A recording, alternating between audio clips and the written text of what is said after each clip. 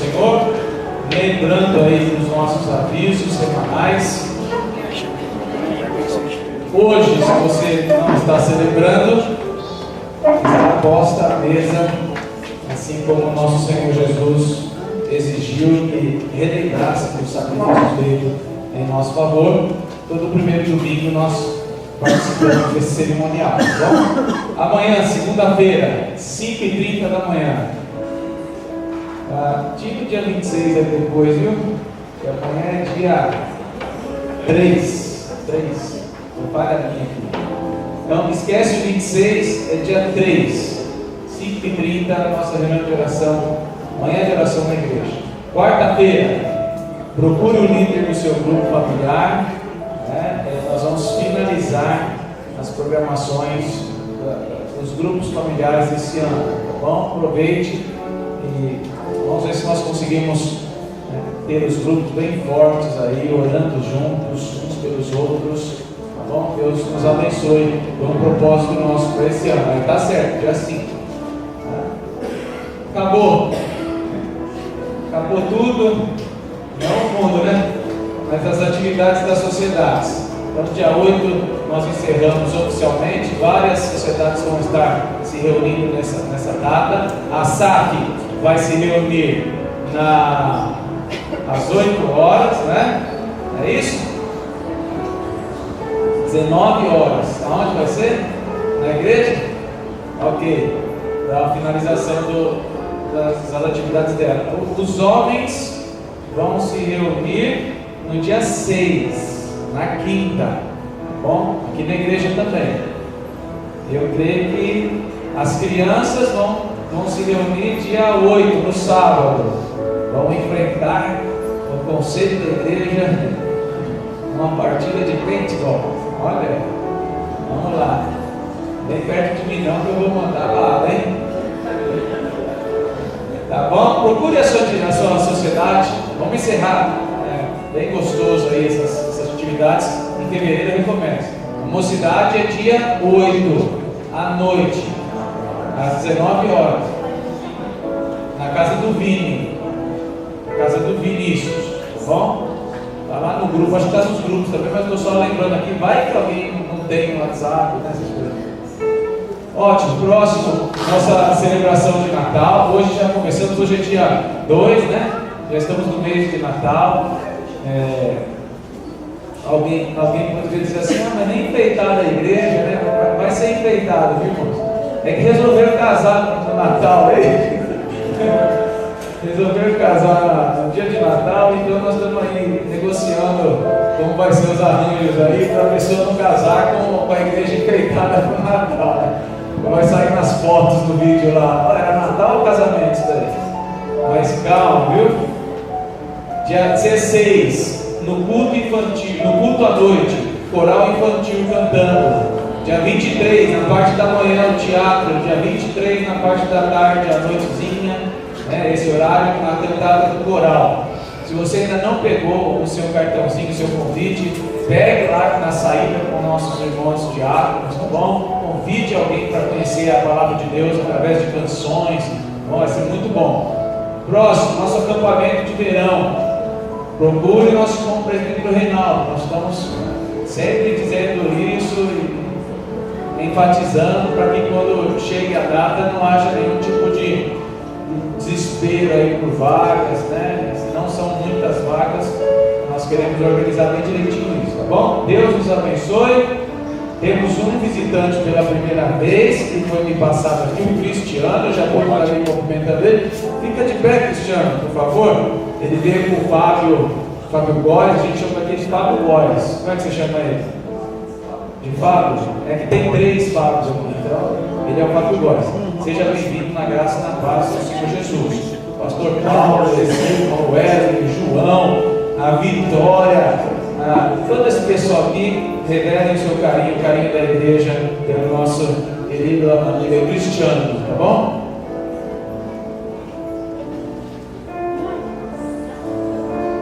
Deus nos abençoe. Vamos nos preparar para o culto ao Senhor. Eu entrei aqui agora há pouco, né? E pude ver a alegria os irmãos aí conversando, rindo. É gostoso, você entra assim, aquele burburinho de quem chegou, viu, olha o meu cabelo, olha que gordo, né? Muito bom isso. Até agora, né? A partir de agora nós vamos dar início ao culto. Então, não há mais lugar agora para brincadeiras, para conversas. Confira seu celular, aí vê se está desligado mesmo. Ou desligue, pode ser tentado a ficar jogando, né, alguma coisa, a tentação, né? Faça isso e ore ao Senhor nesse momento, né? Entrega a tua vida, confessa os seus pecados diante de Deus. Nós vamos cultuar o único Deus, o verdadeiro, o Criador da minha e da sua vida. Ele requer todo o nosso temor e reverência. Vamos fazer isso?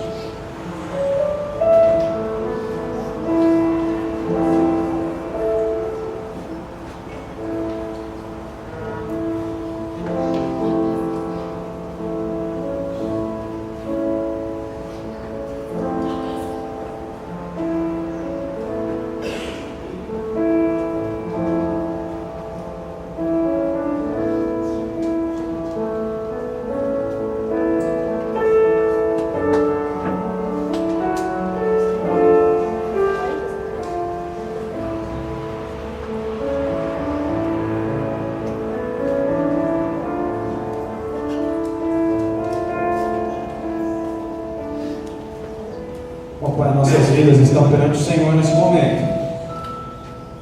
Tua igreja foi reunida. O Senhor nos chamou e certamente requer agora um período onde juntos, como servos e povo teu, eleitos, chamados à tua presença, vamos prestar culto ao Senhor. Amém. Certamente a nossa vida deve ser um culto a ti. Mas separamos um momento mais solene, mais reverente, onde junto com o teu povo nós celebramos a vitória de Cristo na cruz por nós. Amém. O que nos renova a esperança, o que nos traz o vigor, o que realmente pode dar ao homem, e isso tem sido atribuído a nós, a alegria.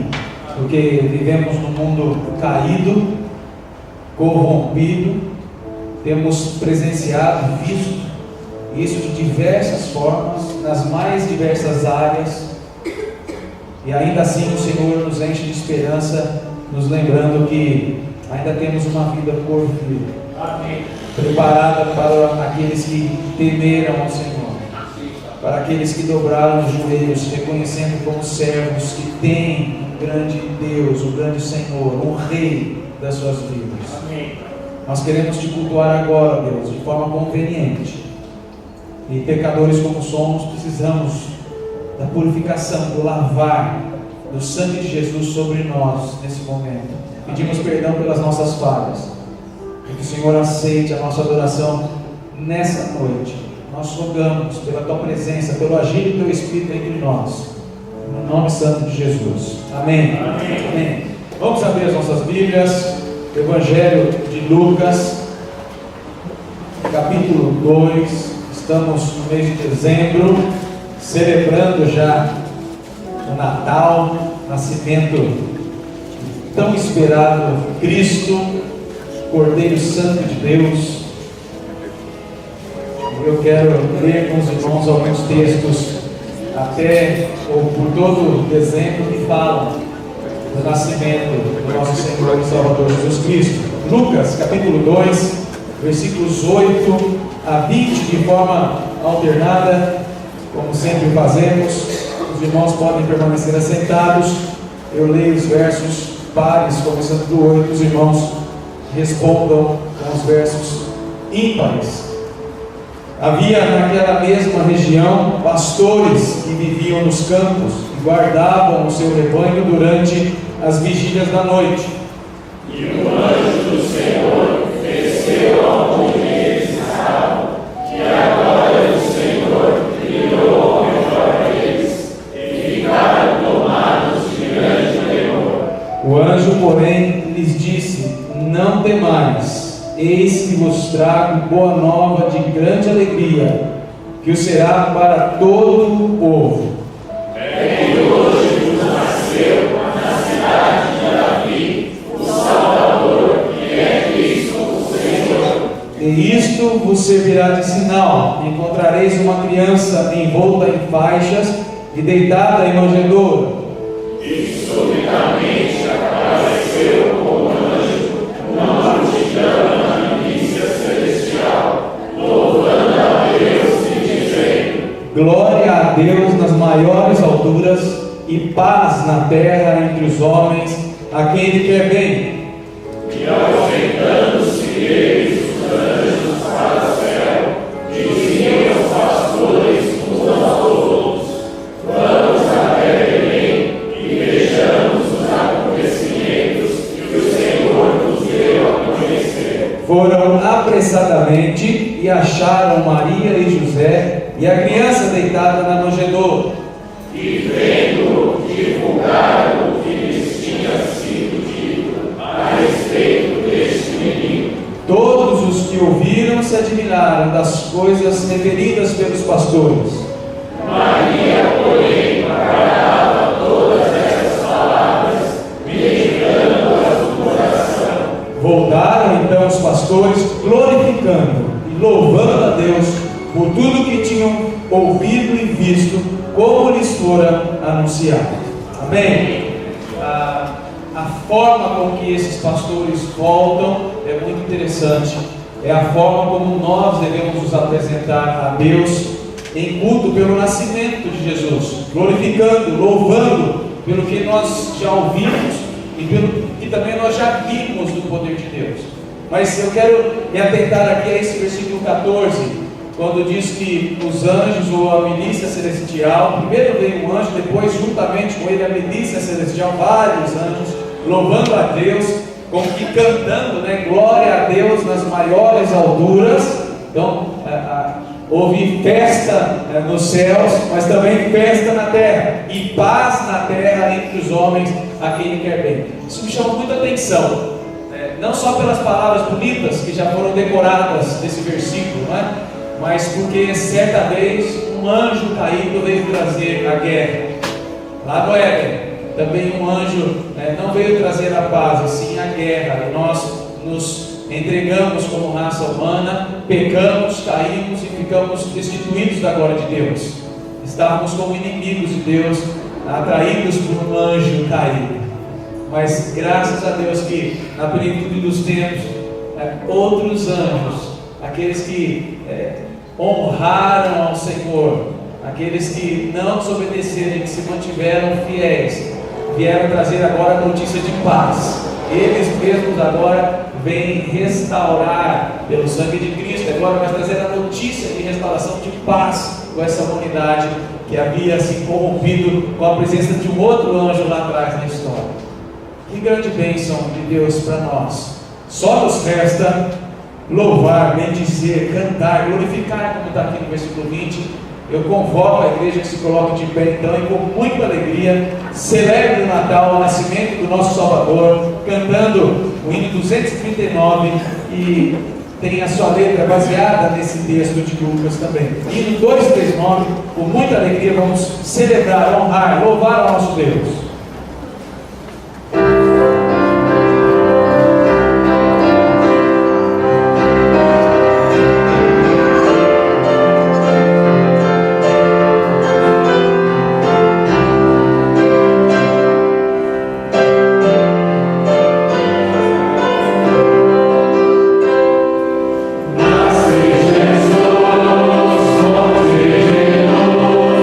Desce os anjos cantar.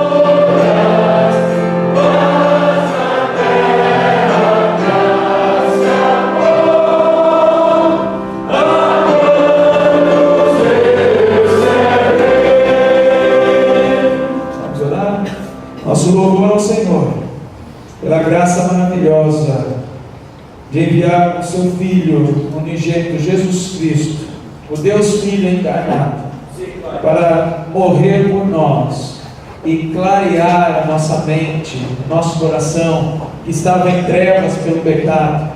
Nós te louvamos, ó Pai, por tão grande salvação. Amém. Não permita que sejamos tentados a esquecer esse sacrifício único e maravilhoso por nós, certamente suficiente, porque foi grandioso na cruz em nosso favor. Nós te louvamos, honramos o teu nome nesta noite e queremos cantar louvores agora para te exaltar, para te glorificar, a fim de que o Senhor esteja alegre por ver a tua igreja fervorosa, cantando, vibrante pela grande salvação que recebeu, pelo chamado para ser seu povo, servos, tua igreja. Louvamos o teu nome por isso, ó Deus. Aceite então a nossa adoração agora. Nós rogamos no nome santo de Jesus Cristo, o nosso Senhor e Salvador. Amém. Amém. Igreja, pode se sentar.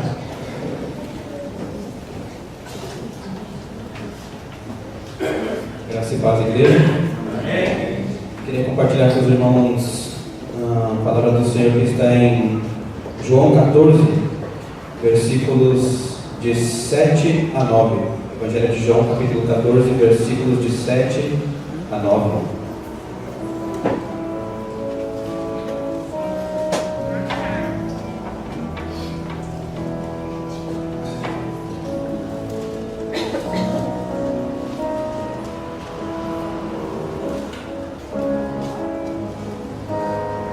Se vós me tivesseis conhecido, conheceríeis também a meu Pai. Desde agora o conheceis e o tendes visto. Replicou-lhe Filipe: Senhor, mostra-nos o Pai, e isso nos basta. Disse-lhe Jesus: Filipe, há tanto tempo estou convosco e não me tens conhecido? Quem me vê a mim, vê o Pai. Como dizes tu, mostra-nos o Pai? Desde os tempos antigos, os homens sempre anelavam por ver a face do Senhor. O servo Moisés sempre, certa vez no Antigo Testamento, disse: eu quero ver a sua glória, eu quero ver a sua face. Mas naquele momento não foi permitido. E quando finalmente veio a plenitude do tempo, Deus fez homem e manifestou a sua face aos homens. Só que isso não foi o suficiente, né, para que Deus finalmente restituísse a comunhão dele com o homem. O Deus Filho, especificamente, entregou sua vida para que hoje nós possamos estar na presença de Deus, na presença de Deus Pai, e tenhamos definitivamente acesso à glória dele. E por causa desse sacrifício nós podemos estar aqui hoje entregando nosso louvor a Ele diretamente. Amém? Convido os irmãos a se levantar e entregar o louvor. Deus Pai.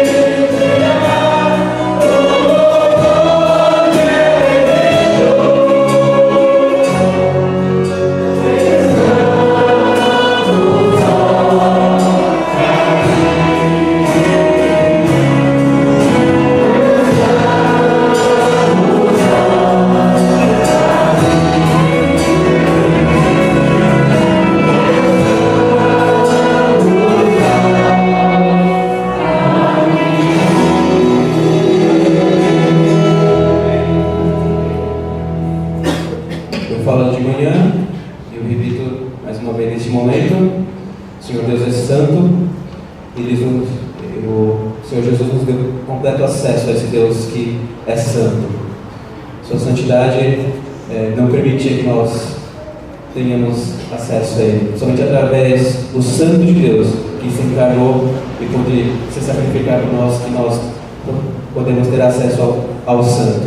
E tudo que Ele faz é santo, não é somente o caráter dele. Tudo que Ele faz é santo, ou seja, é justo. Se nós não entendemos, se nós discordamos, é porque não completamos o nosso processo de santificação. Nossa, aqui é somente um processo. Somente aqui nós não podemos entender completamente a vontade de Deus. Somente quando nós estivermos livres da presença do pecado e nós nos tornemos santos como Ele é santo. Santo em todo lugar. Amém? Poderoso,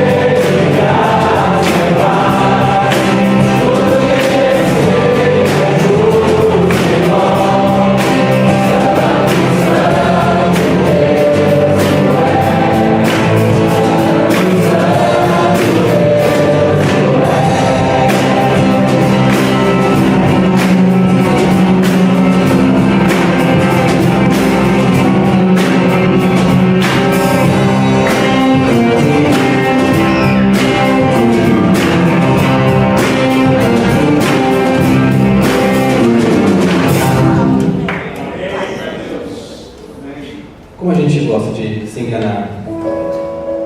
Eu já disse que o coração do homem é enganoso e desesperadamente corrupto. A gente sempre pensa que com as nossas próprias armas, com as nossas próprias ferramentas, nós podemos alcançar os nossos objetivos. Pobre de nós. E quando Davi se viu na vida daquele gigante, viu que não tinha meios humanos de enfrentar aquele gigante, mas ele foi sem armadura, mas ele sabia que tinha os meios divinos para enfrentar aquele gigante que confrontava o povo de Israel. Então, uma palavra marcante que ele diz que é: do Senhor é a guerra, o Senhor pelejou por Davi. E trazendo para o Natal, como que a gente pode trazer isso para o Natal? O Senhor pelejou por nós, como nós não podíamos pelejar por nós mesmos. Mas contra quem? Contra a condenação do pecado. Nós não podíamos fazer nada. O Senhor pelejou por nós contra o pecado. Graças a Deus. E possibilitou que hoje nós possamos ter acesso ao Pai. Como disse o teólogo C.S. Lewis, o Filho de Deus tornou-se um filho do homem para possibilitar que os filhos dos homens se tornassem filhos de Deus. Amém.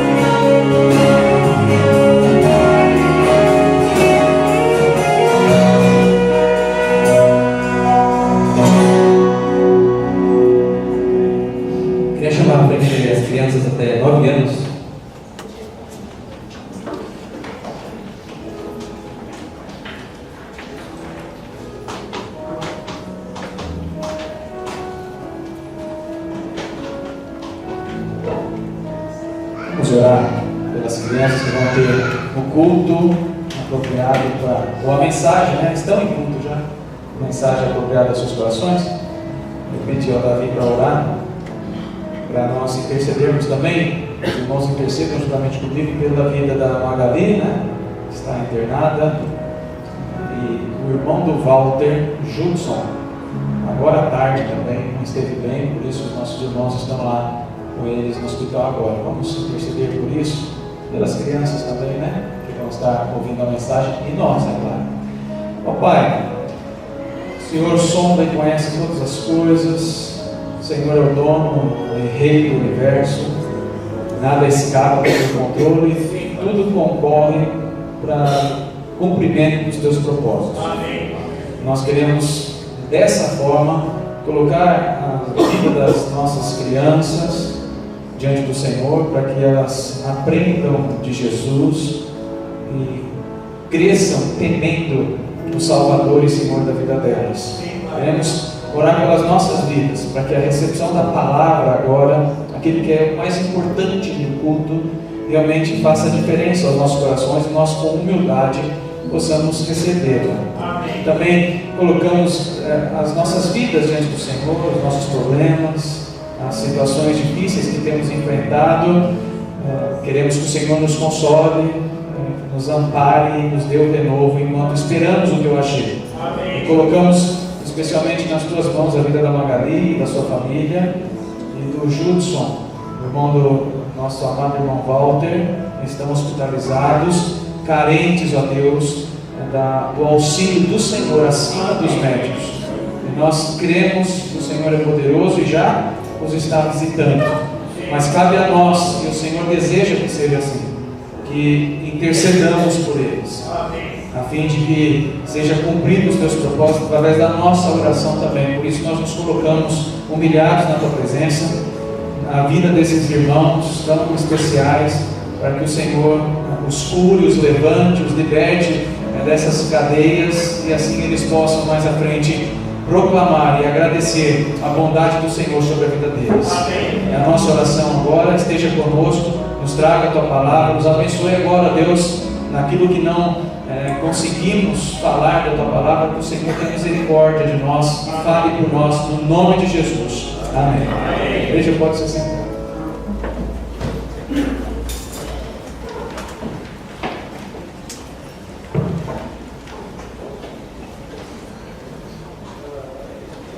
Enquanto as crianças saem, vamos abrir as nossas Bíblias naquele mesmo capítulo de Lucas que nós lemos no início.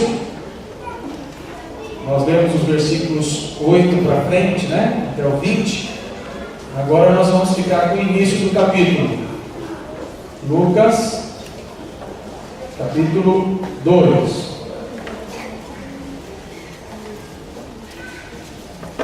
Um dos textos mais interessantes que fala do nascimento de Jesus, viu? É interessantíssimo esse texto.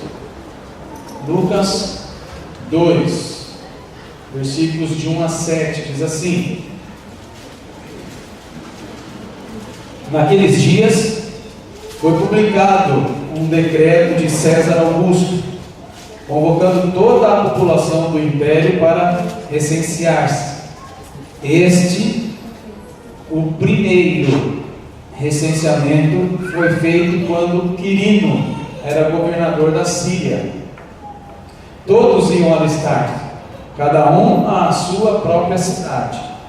José também subiu da Galileia, da cidade de Nazaré, para a Judeia, a cidade de Davi, chamada Belém, por ser ele da casa e família de Davi, a fim de alistar-se com Maria, sua esposa, que estava grávida. Estando eles ali, aconteceu completarem-se os dias, e ela deu à luz o seu filho primogênito, enfaixou-o e o deitou numa manjedoura, porque não havia lugar para eles na hospedaria. Amém? Nós estamos num grupo grande aqui de diversas faixas etárias, né? E com certeza, cada um, e se eu pudesse incluir até alguns jovenzinhos que estão aqui, né? Ainda pré-adolescentes, cada um tem ou se lembra de um grande acontecimento, um marco histórico da sua geração. E nós aqui também vamos guardar e vamos lembrar de alguns desses marcos. Você se lembra de algum deles? Um grande fato ou acontecimento histórico que marcou a sua geração. Não precisa dizer, mas eu vejo aqui algumas cabeças mais brancas e mais grisalhas que as minhas, né? Que devem se lembrar de alguns acontecimentos muito importantes na sua época e que hoje ninguém se lembra mais. Talvez se eles pudessem enumerar aí alguns fatos históricos, lá de 1940, 50, alguns de nós diríamos, eu nunca ouvi falar isso. Talvez se procurar no Google, na internet, vai lembrar ou vai conhecer, mas são fatos que, apesar de serem marcantes na sua época, eles são ao longo da história esquecidos. A nossa geração tem alguns desses marcos que as crianças nossas já nem conhecem, e quando elas forem adultas, elas nem vão se lembrar desses registros, serão esquecidos, os grandes marcos serão esquecidos. E o que me chama mais atenção em toda a história, e quando eu falo em acontecimentos e fatos, eu não estou dizendo lá do ano 1300, 1200 ou 1400, eu estou dizendo de história de 100 anos atrás, que deveria ainda estar ali em evidência. Muitas já não estão, mas há uma data, um fato, um marco que jamais vai ser esquecido, e mesmo que não seja registrado nos livros de história, porque a história quer apagar definitivamente essa data, nunca será apagada. Gerações virão, passarão, e mesmo que você não fale sobre essa data, mesmo que ninguém procure na internet, mesmo que não esteja ou estejam nos livros de história, ela vai continuar para sempre guardada, porque a nossa datação ela é marcada em antes e depois de Cristo. Então, mesmo que ninguém fale, mesmo que hoje ainda algumas pessoas pensem que Natal é Papai Noel, ou presentes, ou alguma outra coisa, mesmo que não se lembrem, nem conheçam Jesus, mas elas vão registrar e ver registros de datas antes e depois de Cristo. Isso vai ficar por toda a história, porque de alguma forma Deus, através de um imperador lá atrás, colocou esse marco na datação do mundo, porque é a plenitude dos tempos. Gálatas 4:4, é o Senhor de toda a história, que marca a história definitivamente, antes e depois. Nós temos algumas das nossas histórias, e costumamos dizer, olha, minha vida mudou depois daquela data. Então eu costumo pensar assim, minha vida antes ou depois daquela data específica, mas isso também vai se passar, porque nós vamos morrer, e ninguém vai lembrar da nossa história daqui uns 50, 60 anos, mas o antes e o depois de Cristo, mesmo que a data Natal seja desprezada, ignorada e até combatida pelo mundo hoje, ela não vai ser apagada da história, simplesmente porque Natal é a data do Senhor da história, e o Senhor da história não vai ser esquecido jamais. Uma frase de um ex-presidente americano, cristão reformado, mostra muito bem isso. Diz que a história da humanidade não passa do rolo da profecia de Deus, do rolo dos escritos da profecia de Deus. A história da humanidade nada mais passa do que aquilo que já está no rolo das profecias de Deus. Ou seja, a nossa história é muito pequena. A história da nossa geração, da nossa vida é muito pequena. A história de nações são muito pequenas quando nós pensamos no Senhor da história. Por que eu estou dizendo isso? Esse pequeno trecho das Escrituras é pequeno, mas é extraordinário. Ele é registrado dessa forma, caracterizada com esses detalhes apenas por Lucas. Mateus também conta, mas não com esses detalhes. Nos mostra e confirma nos nossos corações por que o nascimento de Jesus, ou o Natal, é o maior marco, o grande evento de toda a história, que nunca mais será esquecido. E eu explico por quê. Porque ele revela o Senhor da história aqui, não a história, mas o Senhor dela. Lucas não está registrando fatos históricos apenas, ele está registrando o que o Senhor está fazendo na história. Por isso o Natal é muito celebrado. Nós vamos ver aqui que o Senhor da história, ele comanda nações. Nós vamos ver aqui que o Senhor da história, ele cumpre as suas promessas. Aquilo que ele havia prometido, os seus propósitos, ele cumpre nesse momento.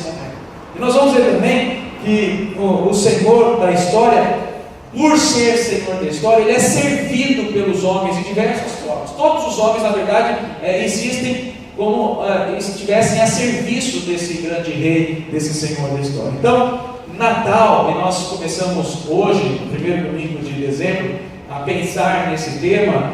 O Natal é a chegada do Senhor da história. A história tem lá os seus fatos, os seus marcos, mas o Senhor é maior do que toda essa história. E o maior marco que nós temos que celebrar, podemos até nos emocionar, mas temos que desejar muito e festejar, é o nascimento do dono do mundo, a encarnação, melhor dizendo, do Deus Filho, como já foi dito pelo nosso irmão aqui, porque ela trouxe vivificação ao nosso coração, ela nos resgatou do império das trevas, e quando ele se aproxima, a história da humanidade não apenas dá passagem, mas também ela é conduzida por esse Senhor. Eu quero mostrar para você nunca mais esquecer. E se o mundo aí fora, se a sociedade tem tentado ofuscar ou distrair os nossos olhares do Natal de Jesus, primeiro nunca vai conseguir, porque a história é antes e depois de Cristo. E também para nós, o Senhor da história faz toda a diferença. Esse texto nos mostra muito claramente isso. Eu queria pensar com os irmãos rapidamente essa noite sobre o Natal, que revela Deus como o Senhor da história. Se você puder falar para alguém o que é Natal, se alguém ainda não sabe direito o que é isso, você pode dizer: olha, eu tenho uma mensagem para você de Natal. Nesse marco da história, o Senhor Deus se revela como o Senhor de toda a história, o dono de tudo. E esse pequeno texto, então, que nós lemos, fala muito claramente sobre isso. Eu quero mostrar para os irmãos, por exemplo, que o Natal revela o Senhor da história comandando os grandes reis e nações. É isso que está escrito aí nos versos 1 e 2. Naqueles dias foi publicado um decreto de César Augusto, convocando toda a população do império para recensear-se. Guarde essa expressão, o primeiro recenseamento foi feito quando Quirino era governador da Síria. Então, pense comigo, nós estamos no ano de 2018, há cerca de 2000 anos atrás, um grande homem, um grande comandante foi feito sobre todas as nações. Júlio César instituiu o império, mas César Augusto, então, foi o grande homem colocado como verdadeiramente o primeiro imperador no momento de auge, de apogeu desse império romano que crescia e se fortalecia. E esse homem, então, César Augusto, determinou que a partir daquele momento ele deveria ser visto também como uma divindade. A partir daquele momento ele deveria ser cultuado e adorado como mais um Deus do panteão de deuses que eles adoravam naquela época. Ou seja, César Augusto, esse que diz aí no versículo 1 do nosso texto, foi colocado a partir desse momento. Os imperadores a partir daquele momento também eram vistos assim nos futuros como deuses. Mais um Deus existe e ele precisa ser cultuado, adorado. Pelo seu próprio nome, César Augusto, já é possível ter uma ideia da arrogância, da prepotência desse homem que comandava as nações, porque o Império Romano comandava o mundo naquela época. E se você tem o nome Augusto ou César, não se preocupe, porque eu sei que não foi por isso que você pensou. Na verdade, isso é o nome na língua portuguesa, né? Quando foi colocado esse nome, ou foi dado esse nome César Augusto, não era como nós falamos César Augusto, mas era separado e venerado. Alguém que é separado e venerado. César é um título, na verdade, que diz alguém que é separado. E Augusto é o verdadeiro nome dele. Augusto, alguém que deu o nome de Augusto, significa que é alguém que deve ser venerado, adorado. Então pense, temos aqui um César separado, Augusto, venerado. Alguém que é santo e deve ser adorado pelos homens. Ele mesmo se dá esse nome, esse título, e é dessa forma que os homens olhavam para ele naquela época. E se não olhasse, sofriam as consequências também. Mas, na visão do Senhor da história, não o Senhor das nações daquela época, mas o Senhor que está acima de reis e nações, César Augusto não passava mais do que um mero instrumento para cumprir os propósitos do Senhor. Por isso é importante nós nos atentarmos para a informação que nos é dada aqui por Lucas, de que naquele momento foi feito um primeiro recenseamento do Império Romano, tá? Versículo 2 diz isso. Não que não houvesse outros recenseamentos antes, mas nessa época esse imperador foi o primeiro feito por ele. Organizava-se então um censo, não que César Augusto tivesse pensado ou elaborado, escolhido aquela época porque ele precisava escolher uma tropa, definir quantos homens ele teria para o exército, ou porque o império não estava arrecadando tributos suficientes. Não por isso, porque um recenseamento era feito por essas duas razões, ou porque o povo, ou porque aquela nação ia para a guerra e fazia o recenseamento para ver quantas pessoas estavam prontas e aptas para ir para a guerra, ou porque não estava sendo tributada aquilo que era devido ao império.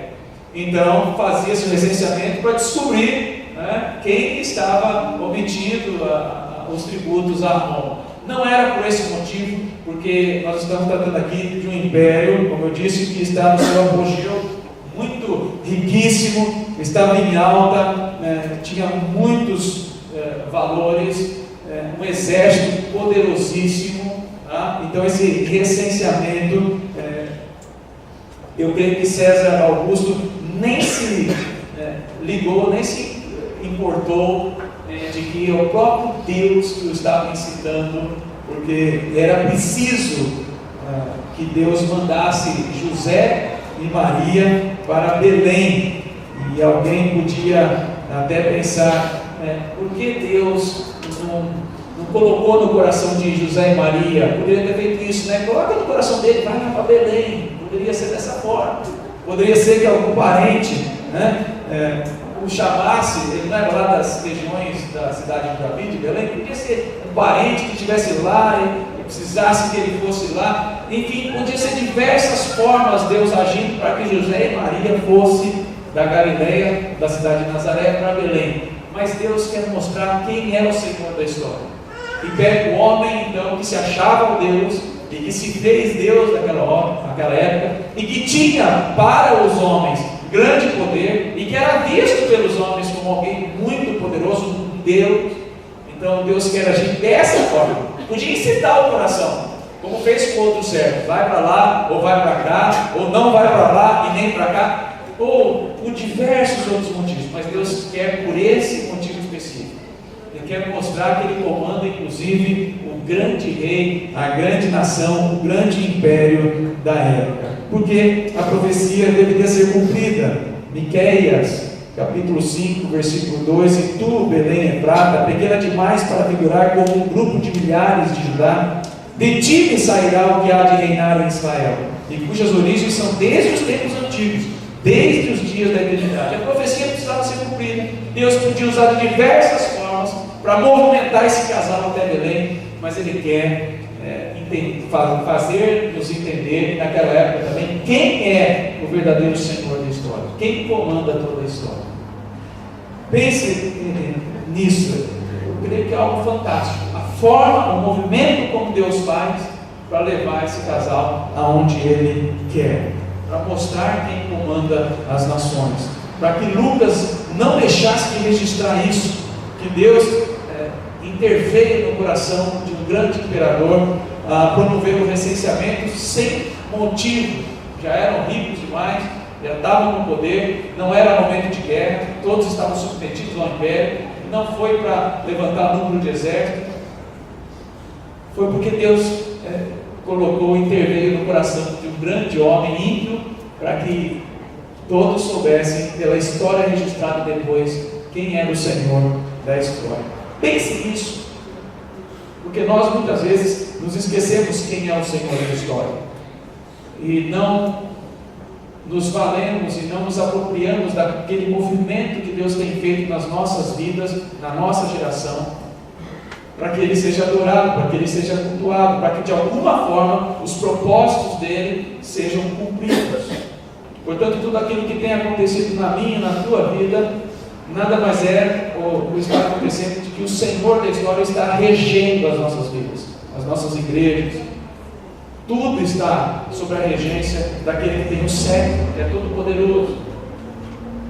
Já parou para pensar como Deus tem dirigido a tua vida, para que o Senhor da história seja glorificado, e não alguém que é homem simplesmente, como César Augusto fosse adorado? Um desses movimentos comandados por Deus foi o nascimento de Jesus.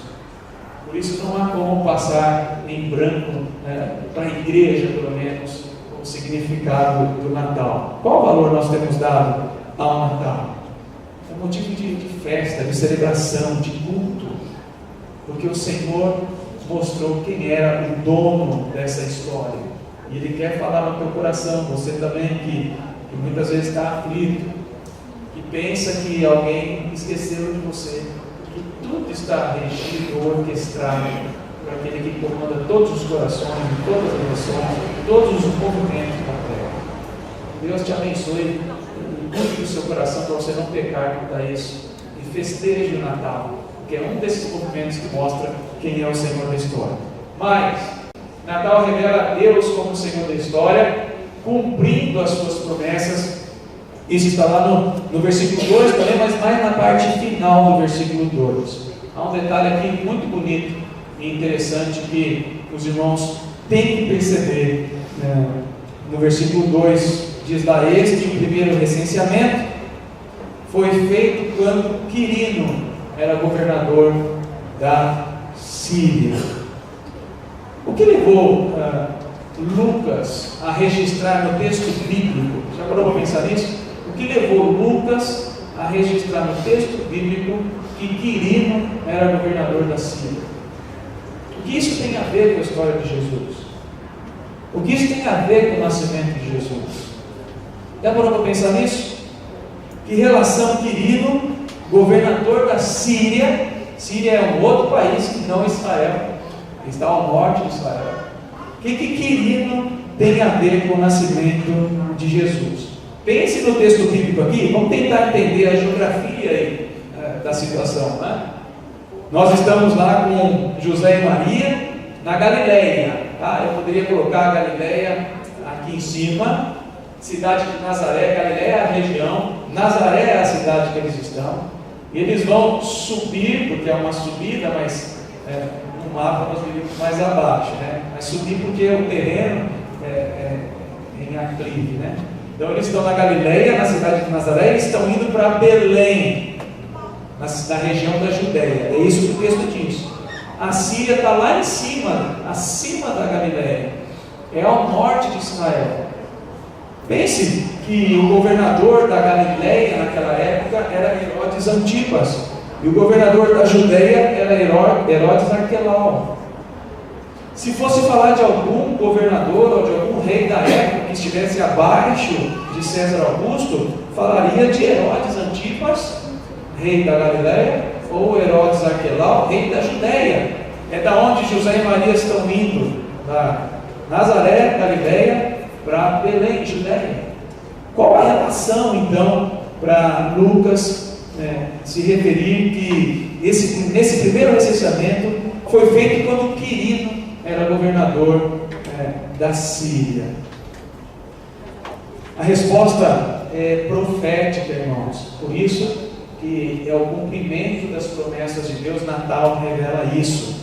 Você vai se lembrar que a Síria, cuja capital era Damasco, foi um dos grandes inimigos do povo de Deus do passado, no tempo dos reis, dos juízes. Tá? A Síria era uma adversária cruel, terrível contra o povo de Deus. Se você for lá em 2 Reis, capítulo 8, versículos 11 e 12, 2 Reis 8, 11 e 12, o rei da Síria naquele tempo, no tempo de Eliseu como profeta de Deus, era Azael. E a Síria tentava por algumas vezes ludibriar Israel, tentando fazer falsos acordos para entrar em Israel e destruir o povo de Deus. E certa vez Eliseu, o profeta do Senhor, se depara, melhor dizendo, com Azael, e diz lá no versículo 11, 2 Reis 8: olhou Eliseu para Azael e tanto lhe fitou os olhos que este ficou embaraçado e chorou o homem de Deus. Então disse Azael: por que chora o meu Senhor? Como se fosse realmente tratado Eliseu como Senhor aqui. Ele respondeu, Eliseu está respondendo: porque sei o mal que hás de fazer aos filhos de Israel.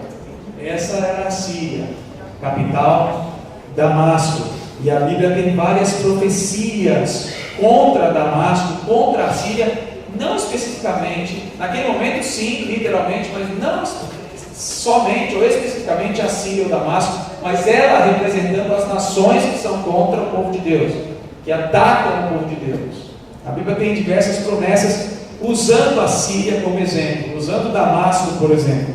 Vá mais à frente, no livro de Jeremias, capítulo 49, para você entender bem, porque depois do povo de Israel sofrer na mão desse Azael, depois de sofrer também na mão de outro rei chamado Ben-Hadad, diz a palavra de Deus que nunca mais Damasco ou a Síria estaria na presença de Israel, ela seria destruída, nunca mais ela perturbaria o povo de Deus. Jeremias 49, versículo 24, depois da promessa, o contexto fala da promessa esperada para Israel no seu Cristo. Versículo 24 diz: enfraquecida está Damasco, capital da Síria, virou as costas para fugir, foge, e tremor a tomou, angústia e dores a tomaram, como daqui está de parto.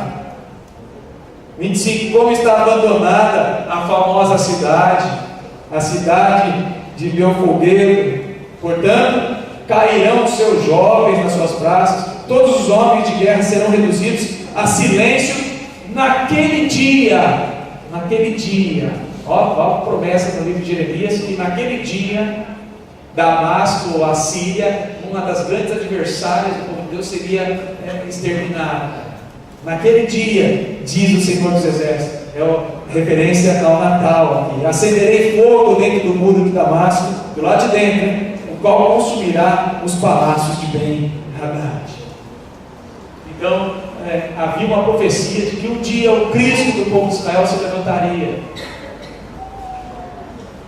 E a Síria, capital Damasco, do rei Azael, do rei Ben-Hadad, e agora de Quirino, que está no poder, sofreria as punições, porque o rei dos judeus, o rei de Israel, o rei de um povo chamado povo de Deus, se levantaria naquele dia, nasceria, foi levantado um rei para vingar o seu povo e cumprir então as promessas. Então a Síria ou Damasco simboliza nações e reinos que temerão e se lamentarão no último dia, vão chorar, vai haver ranger de dentes, especialmente na volta desse rei, para cumprir de vez a libertação que nós já temos, mas será consumada definitivamente na volta de Jesus Cristo, o nosso Senhor. Portanto, Natal também representa isso, revela Deus como o Senhor da história, cumprindo as suas promessas. Havia a promessa lá de Jeremias, de que naquele dia as nações que eram contra Israel, como Damasco, se acertariam com Deus, com o Cristo, com o Rei do povo de Deus. E isso foi cumprido, mesmo que ainda não tenhamos a consumação disso, já está declarada a vitória na volta agora desse Cordeiro. O Salmo 37 é muito bonito, os versículos 7 a 10, diz para nós descansarmos no Senhor e esperarmos nele, e não nos irritarmos por causa do homem que prospera em nosso caminho, por causa da que leva a cabo os seus maus desígnios. Nos fala assim no versículo 8 do Salmo 37, não fica irado, deixa aí, abandona o furor, não fique impaciente, isso não vai acabar bem. Versículo 9, porque os malfeitores, e aqui você pode colocar Damasco, e todos os povos, a Síria, todos que eram contra o povo de Deus, os malfeitores serão exterminados, mas os que esperam no Senhor vão possuir a terra, ou a nova terra. Mas o povo de tempo, diz o texto, e já não existirá o ímpio. Você vai até procurar, diz o texto, e não vai encontrar, porque o nascimento de Jesus dá início a essa vitória, a esse extermínio dos ímpios, daqueles que afrontam o povo de Deus, e certamente serão exterminados. Pensa nisso, você pensa nisso no Natal? Semana passada, na aula da escola dominical, nós falamos assim, eu disse assim para os irmãos, eu desafio a cada um, desafio a mim também, vou passar Natal, a noite do Natal, lá em Itajubá, com alguns parentes da Eliette. E o desafio serve para mim também. Eu lembro que nas duas aulas atrás eu disse assim, eu desafio os irmãos a nessa noite de Natal fazer algo diferente. Geralmente temos parentes que não conhecem Jesus e ficamos mais entretidos com a comida, com o que vamos tomar e os presentes que vamos ganhar. Meu filho desafia os irmãos. Quem vai levar a mensagem de Jesus nessa data? Vamos parar tudo. Eu queria apresentar Jesus para vocês, meus familiares. Há um desafio lançado. Eles lançam um desafio por aí e as pessoas até cometem suicídio, se cortam. Desafios absurdos que as pessoas fazem. Eu estou propondo um desafio aos irmãos. Desafio que só vai trazer o bem. Para tudo. Eu sou de Jesus, quero apresentar Jesus para você. E como você pode apresentar Jesus? Esse aqui, o Senhor da história. O Senhor da história da minha vida, da tua vida, meu pai, minha mãe, meu irmão, meu parente que não conhece Jesus. Olha o que Jesus fez na história. Comandou o rei que se achava Deus. E fez com que ele levantasse um censo lá que nem precisava. Estavam no apogeu, tinha exército de monte, mas Deus manda lá fazer um censo, por quê? Porque Deus queria que José e Maria fossem para Belém, tinha que nascer lá. Deus também é Senhor da história, Ele cumpre essas promessas. Houve um povo que era contra o povo de Deus, e você mostra os textos bíblicos aqui, e diz, olha, o nascimento de Jesus diz lá naquele dia, esse povo seria exterminado porque é contra o povo de Deus. Veja como Deus está movimentando a história.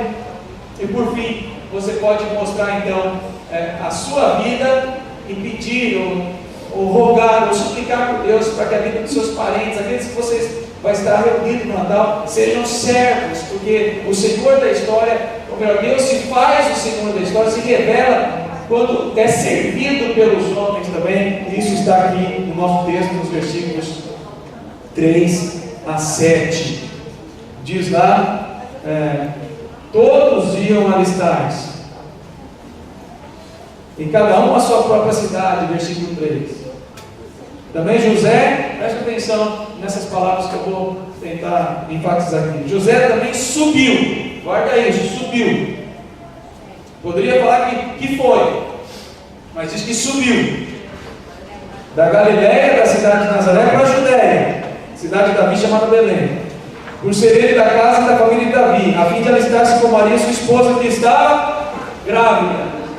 Então ele subiu, uma mulher grávida. Estando eles ali, aconteceu completarem-se os dias. Ela deu à luz a um filho primogênito e ela fez o quê? Enfaixou. Vai isso aí. Subiu com uma mulher grávida, teve que arrumar umas faixas lá, deitou numa manjedoura, porque não havia lugar para eles na hospedaria. Você sabe o que é ser servo? Sendo servido pelos homens. Deus aqui está sendo servido por José e Maria. Sabe o que é ser servo? A gente talvez não tenha ideia disso, mas se você quiser ter um parâmetro para a sua vida, se você é servo de Deus, pense que o servo ele é capaz de passar por situações das mais difíceis, a fim de que o seu Senhor seja beneficiado de alguma forma. A palavra servo tem mais, parece para nós alguma coisa assim mais ligada à escravidão, mas não é. É ligado a alguém que tem alguém superior sobre ele.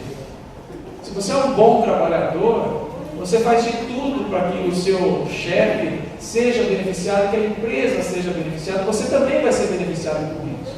Você vai ser conhecido como um bom funcionário, como um bom servo. O bom servo, o bom funcionário, às vezes faz aquela hora extra, né? E nem ganha por isso. Se desgasta, muitas vezes, quem sabe você já levou o trabalho para casa, para entregar no outro dia. Enfim, olha o que Maria, ou José e Maria estão fazendo aqui, mostrando ser grandes servos de Deus, dispostos a obedecer, mesmo nessa situação difícil, em função do Senhor, sabendo que valia lhe sofrer para ter o nascimento de Jesus. Eles sabiam, já tinham ouvido a notícia do anjo, que era dela que ia nascer o Messias tão prometido. A distância da Galileia para Belém, talvez você não saiba, são 140 quilômetros. Você for da Galileia, de Nazaré, para Belém, na Judéia, são 140 quilômetros. Diz o texto que é em subida. É pouco, os 140 quilômetros, é pouco uma subida de 300 metros, que é o aclive ali.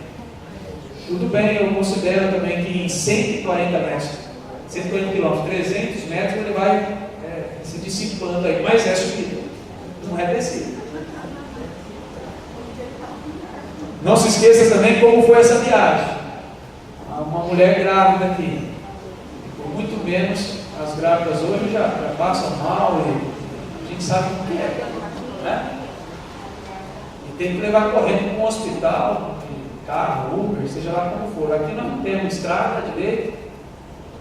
Alguém está sendo transportado um burro, um animal de carga, e sabe-se lá como é o jogo disso daí. Dizem que mulher, quando está grávida, tem seus enjoos. Eu fico imaginando ser transportada por um animal de carga, num deserto, com sol, 140 quilômetros, em subida.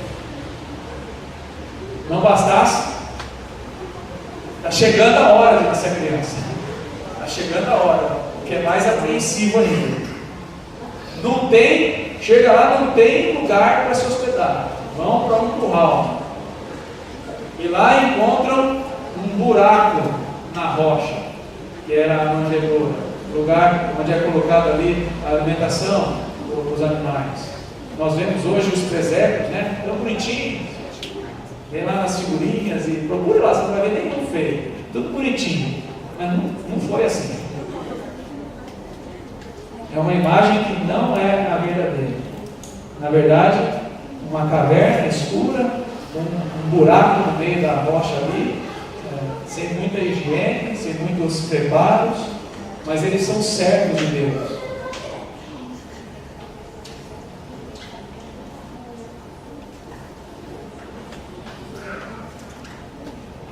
Mas eles são servos de Deus. Eles obedecem, seja como for. É para andar 140 quilômetros no sol, com um burro de carga, eu vou. Então veja, às vezes nós precisamos andar alguns quilômetros ou metros para estar em igreja. E temos carros com ar condicionado, né? Ou não, se não tiver também, mas temos carro, temos tudo, ruas asfaltadas, bancos confortáveis, e mesmo assim falamos que somos servos. Será mesmo que estamos dispostos a obedecer ao Senhor da história, da maneira como José e Maria se colocaram aqui? Quando fazemos a vontade de Deus, e olha que tem mais um detalhe, né? Mesmo fazendo a vontade de Deus, a vida que eles tiveram não foi nada boa. Eles cumpriram, obedeceram aquilo que foi dito a eles. Vão lá para Belém, andem 140 quilômetros, vai lá no animal, vai debaixo do sol, vai subindo, vocês vão chegar lá. E mesmo assim, leva uma vida que não é essa pregada por aí de tanta prosperidade, não. Mas o servo é esse. O servo é aquele que está para que o Senhor seja glorificado, para que o Deus dele seja exaltado, não ele mesmo. José e Maria são muito obedientes, e essa história, então, o Natal revela Deus como Senhor da história, porque homens servem, Deus é servido por esses homens, de forma muito clara aqui nesse texto. Quero finalizar clamando aos irmãos, viu? Não queria que os irmãos se dispersassem por causa de xingo ou porque as crianças estão entrando aí, não. Porque o que eu estou falando é muito sério. O Senhor da história está para voltar. A vinda de Cristo se aproxima. E eu não sei se todos nós já entendemos que Ele é grande sobre os reis e sobre as nações, ou seja, sobre tudo, porque nós desafiamos muito a Deus. Eu não sei se todos nós temos a compreensão exata de que tudo que acontece, todos os movimentos que acontecem na nossa vida, é cumprimento de propósito de Deus.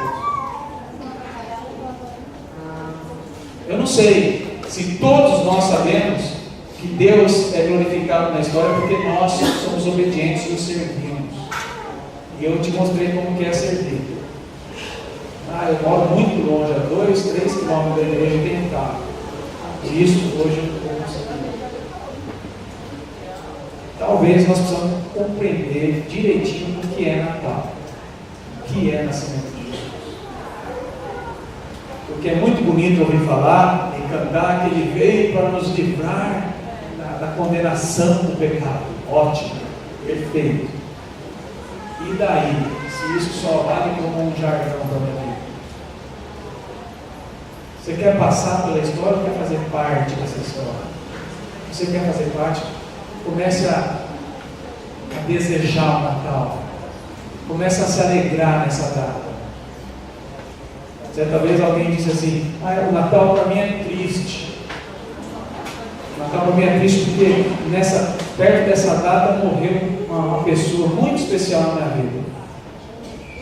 A vontade que eu tenho de falar, eu tenho que me segurar. A vontade que eu tenho de falar é que morreu realmente uma pessoa muito importante, que pena. Mas nasceu, a sua vida nasceu nesse dia, no dia do nascimento de Jesus, senão você também está perdido e condenado. Eu sei, eu sou ser humano, eu sei da tristeza de perder um ente querido perto do Natal.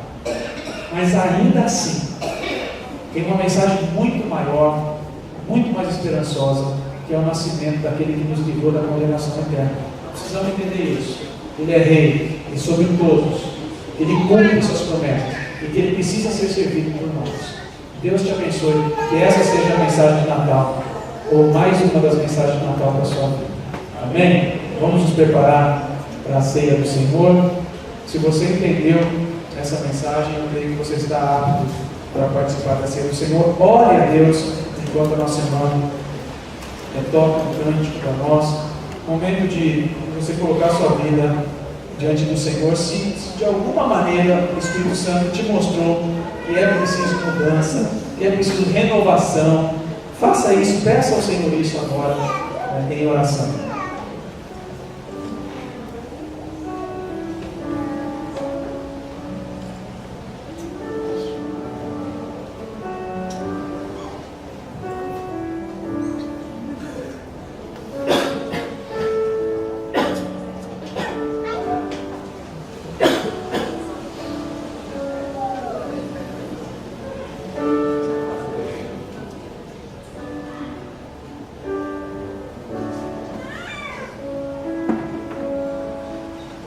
Ó Deus, nós percebemos pela leitura da tua palavra o quanto o Senhor nos ama. Tudo na história conspirou para o nascimento do Cordeiro de Jesus. Em benefício disso, o Senhor comandou aquele que se achava o dono de Deus. O Senhor cumpriu suas promessas, abençoando o teu povo. O Senhor revelou que é grande, mostrando que os homens, aqueles eleitos, aqueles vocacionados, o servem com toda a obediência e fidelidade. Nós também queremos participar desse povo de forma efetiva, Deus. Não queremos levar a nossa vida espiritual de forma mediana.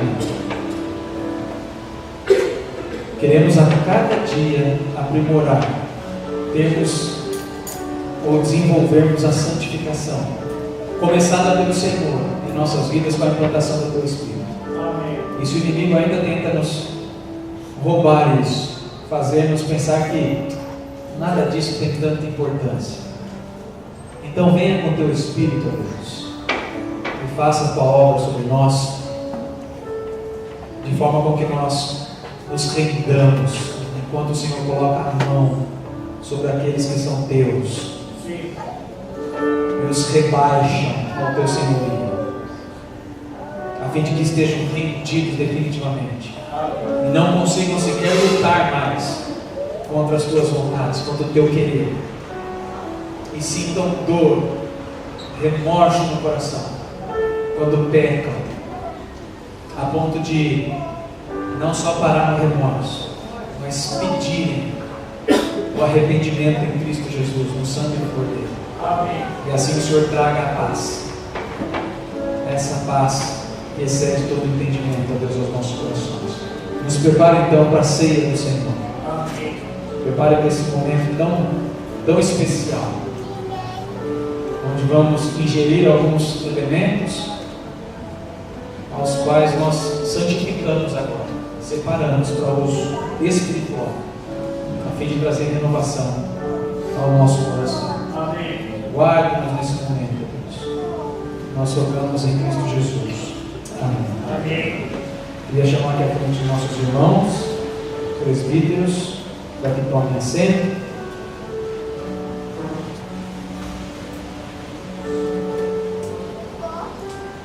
Hebreus capítulo 9, versículo 11. Olha que bonito. Hebreus 9, 11. Quando porém veio Cristo, olha o nascimento, tá? Quando porém veio Cristo, como sumo sacerdote dos bens já realizados, mediante o maior e o mais perfeito tabernáculo, não feito por mãos humanas, quer dizer, não desta criação, não por meio de sangue de bodes e de bezerros, mas pelo seu próprio sangue, entrou no Santo dos Santos, uma vez por todas. Não vai mais acontecer, já foi feito, uma vez por todas, tendo obtido eterna, uma vez por todas, agora já tem eterna redenção. Versículo 15. Por isso mesmo, ele é o mediador da nova aliança, a fim de que, intervindo a morte para a remissão das transgressões que havia sobre a primeira aliança, recebam promessa da eterna herança àqueles que têm sido chamados. Porque onde há testamento é necessário que intervenha a morte do testador. Está aqui a morte do testador representado. Pois no testamento só é confirmado no caso de mortos, visto que de maneira nenhuma tem força de lei quando vive o testador. Pelo que nem a primeira aliança foi sancionada sem sangue. Porque havendo Moisés proclamado todos os mandamentos segundo a lei, a todo o povo tomou o sangue de bezerros, de bodes, com água, e lã tinta de escarlate, e sopro, e aspergiu não só sobre o próprio livro, como também sobre todo o povo, dizendo: este é o sangue da aliança, a qual Deus prescreveu para vós outros. Igualmente também aspergiu o sangue, com o sangue do tabernáculo e todos os seus utensílios do serviço sagrado. Com efeito, todas essas coisas, segundo a lei, se purificam com sangue, e sem derramamento de sangue não há remissão. Para você ser redido, justificado, libertado, alguém tem que derramar sangue. E ainda Me entristece saber que algumas pessoas não se atentaram a isso, que alguém tem que derramar o sangue por elas. Alguém podia dizer, então eu mesmo derramaria o meu sangue. Gostaria de alguém sem pecado. E eu e você não estamos nesse grupo. Aliás, ninguém. O nosso sangue estava apodrecido por aqui. Sabe? Um sangue puro. Deus te abençoe. Com esse intuito, nesse pensamento, participe da ceia do Senhor. Você que é membro dessa igreja, que está em comunhão, ou de outra igreja evangélica que professa exclusivamente Jesus como Senhor e Salvador, está convidado a participar conosco da ceia do Senhor. Nós vamos participar como sempre fazemos, nos colocando de pé e cantando o hino de número 240 dos nossos hinários.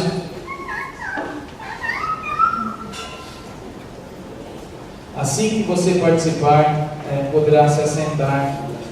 Hino 240 dos nossos hinários.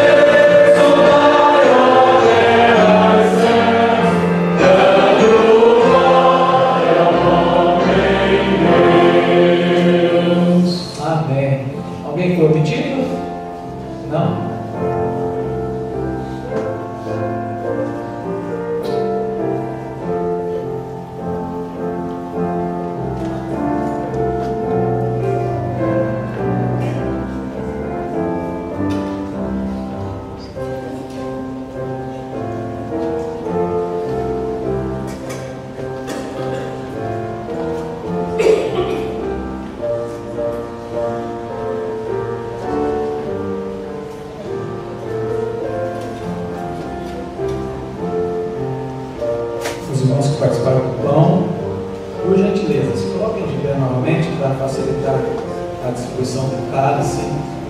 Lembrando que esse é o sangue, ou a representação do sangue daquele que foi puro e se entregou por nós na cruz. Enquanto somos servidos, nós vamos cantar o hino 231 dos nossos hinários.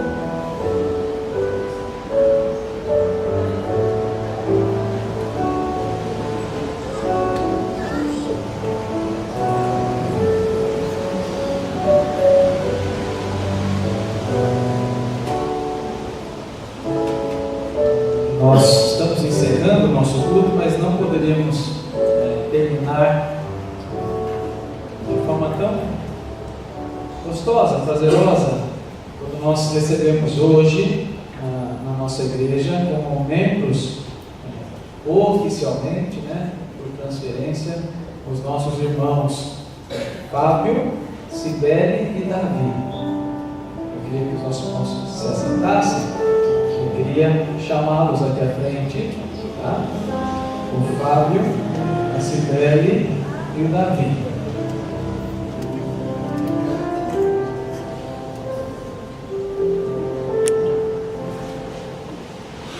Nós já temos estado junto há algum tempo e já pudemos afinar aí o nosso amor, nosso carinho, nosso respeito. Com muita alegria, com muita satisfação, a nossa igreja está recebendo essa família. Queremos que já são membros professos, batizados, todos. Queremos que vocês se sintam muito bem no meio do povo de Deus e nos ajudem na propagação do Evangelho e na edificação da Igreja de Cristo. O Fábio quer participar conosco nesse momento tão singular, e vai estar com a palavra apresentando uma canção ao nosso Deus. Obrigado, irmãos. Eu fazia parte de um conjunto de homens e o intuito desse conjunto, ele tinha feito 16 anos, Eu participei durante 4 anos, aí faleceu 2 dos membros, aí o conjunto se desfez. Ele chamava Unidos por Cristo. Então, nós levávamos a mensagem de Deus em forma de música. E como eu cantava no conjunto, eu gosto de cantar. No entanto, o pastor me deu carta branca para estar chamando alguns irmãos e tentando montar um conjunto de homens. Depois eu vou montar um grupo, como o pastor faz, que tiver interessado, nós vamos ver o melhor dia e data, horário para estarmos ensaiando e estar participando também na igreja com esse conjunto. Eu estou meio gripado, meio louco, mas é para a honra e glória de Deus. Amém. Essa música que eu vou cantar, o nome dela é Oração. Então ela tem a ver com a mensagem também que o pastor falou. Eu espero que os irmãos estejam nesse sentido de oração e escuta.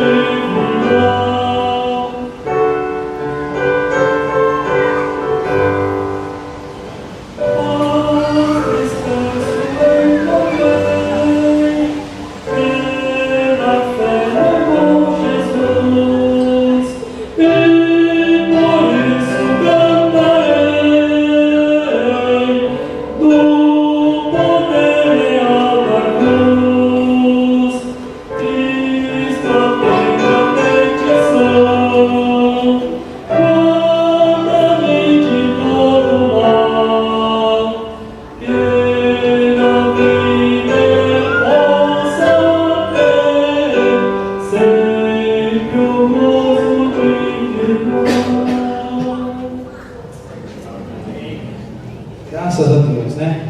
Nós também, quando recebemos, cantamos para os nossos irmãos, né? E eu peço que a igreja se coloque de pé e olhem bem os olhos aqui do Fábio, do Davi e da Cibele, para nós entoarmos a Deus aquele nosso cântico de recepção. Queria chamar aqui à frente, para estar do lado da Cibele, a vice-presidente da SAF, está aí? Karina, né? Para dar as boas-vindas em nome da igreja. A Maria Júlia, a presidente da OCB, ainda vai trabalhar mais hoje ainda, né?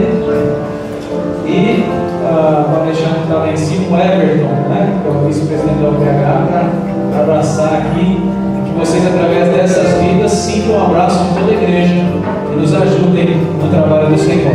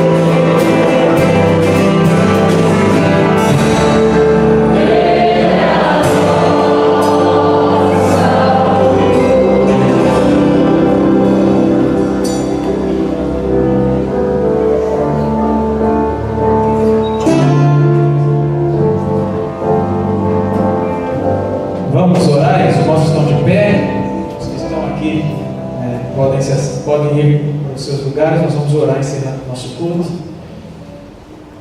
Te agradecemos, ó Deus, pela festa, pela celebração que tivemos. Podemos celebrar a ceia do Senhor e dessa forma sermos renovados e vigorados no poder espiritual.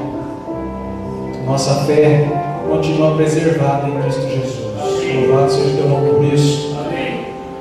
E nós rogamos, ó Deus, no final desse culto, que durante todo esse mês, especialmente, nós possamos contemplar, agradecer, festejar o maior marco da humanidade, ou para a humanidade, a vinda, a encarnação de um Deus que deixa a sua glória e se faz homem, para que esses homens então pudessem ter acesso novamente ao trono de Deus. Te agradecemos por isso, porque tivemos nessa noite mais uma vez acesso ao teu trono. E as nossas vidas foram apresentadas ao Senhor, não para pedir algo, mas para adorar o teu nome. É isso que nós queremos, ó Deus, porque certamente aqueles que te buscam em espírito e em verdade, aqueles que buscam em primeiro lugar o teu reino, as demais coisas são acrescentadas naturalmente sobre as suas vidas. Não precisamos ficar implorando. O Senhor mesmo dispensa os seus cuidados sobre nós, na medida em que somos obedientes e fiéis adoradores. Dessa forma queremos viver mais essa semana, até que o Senhor nos traga de novo, de volta à tua presença, no próximo domingo, a fim de honrarmos mais uma vez o grande Deus, o Senhor, seu Filho Jesus, o nosso Salvador. Louvado seja o teu nome por isso. Nós oramos agradecidos, em nome de Jesus. Amém. Que a graça do nosso Senhor e Salvador Jesus Cristo, que o amor de Deus, nosso eterno Pai, que as consolações do Espírito Santo de Deus estejam sobre nós, hoje e para todo sempre. Amém.